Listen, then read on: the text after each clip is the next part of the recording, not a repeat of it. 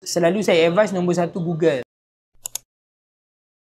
Perlu ada Google Business Profile. Google Business Profile ni perlu cek pada jumlah orang bagi review dan star. Kalau boleh jangan below dan 4.5. Kalau below tolong naikkan. Cuma Google ni adalah inisiatif kalau orang cari kita. Dan kita boleh spend iklan. Mungkin sehari untuk Google ni dalam RM30. Okay, should be good. Sebab kita tunggu orang cari kita. Tu Google. Kemudian social media kena ada. Social media ni antara perkara pertama sebelum kita nak buat iklan, profile. Profile kita tu kena cantik. Macam mana kita urus kita punya rupa social media kita tu, profile kita tu macam mana. Sebab saya ada satu case, klien dia jual nasi kukus tepi jalan.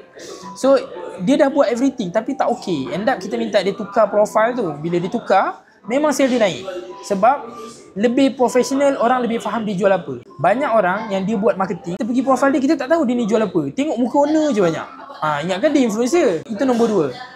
Nombor 3, bila benda-benda tu dah clear, dah cun, barulah fikir nak buat iklan. Selalu memang saya recommend macam tu. Sebab at the end of the day, iklan ni bukan magic. Iklan ni dia bukan tiba-tiba kedai kita jadi ramai bila kita buat iklan. Tidak. Iklan ni kita sekadar bagi tahu orang yang kita ada produk apa. So kalau dekat site kita tidak bersedia, maka kita mengiklankan situasi kita yang tidak bersedia.